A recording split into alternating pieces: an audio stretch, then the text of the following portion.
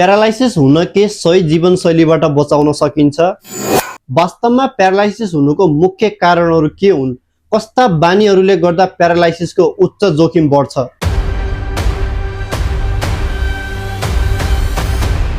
नमस्ते साथीहरू, म भुवेन्द्र परियार।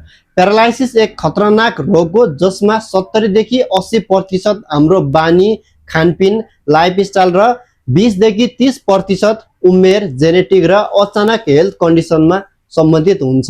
सही जीवनशैली अपनाएमा यसलाई धेरै हदसम्म रोक्न सकिन्छ। प्यारालाइसिस हुनबाट बच्ने सही जीवनशैली। नम्बर 1, सन्तुलित खानपान।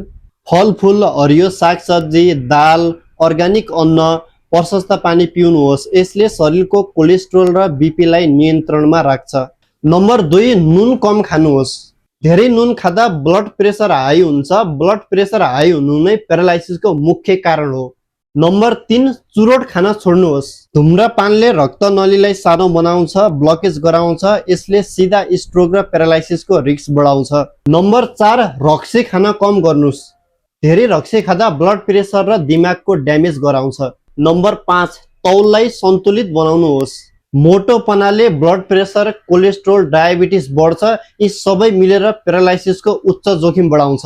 नम्बर 6, दैनिक व्यायाम वा एक्सर्साइज गर्नुहोस्। कम्तीमा 30 मिनेट हिँड्नुहोस्, योगा, स्ट्रेचिङ गर्नुहोस्। यसले रक्त सञ्चार राम्रो बनाउँछ र नसालाई स्वस्थ राख्छ। नम्बर 7, दैनिक स्वास्थ्यको चेकअप गर्नुहोस्। सुगर, ब्लड प्रेसर, कोलेस्ट्रोल नियमित चेकअप गर्नुहोस्। यदि समयमै रोग पत्ता लाग्यो भने पछि ठुलो समस्या हुन दिँदैन। नम्बर 8, राम्रोसँग निन्द्रा पुर्याउनुहोस्। दिनमा 7-8 घण्टा सुत्न आवश्यक छ। राम्रो निन्द्राले ब्रेन र बडी दुवैलाई रिकभर गर्न मद्दत गर्छ। नम्बर 9, चिन्ता र तनावलाई कम गर्नुहोस्। धेरै तनाव र चिन्ता हुँदा ब्लड प्रेसर बढ्छ र मुटुमा असर पर्छ। त्यसैले मेडिटेसन, डिप ब्रेथिङ, सकारात्मक सोचहरू अपनाउनुहोस्। प्यारालाइसिसको मुख्य कारणहरू। हाई ब्लड प्रेसर जुन सबैभन्दा ठुलो कारण हो। Smoking, alcohol, unhealthy diet, physical inactivity, diabetes, cholesterol, obesity, निन्द्राको कमी, तनाव र चिन्ता रहेको छ। प्यारालाइसिसको जोखिम बढाउने बानीहरू।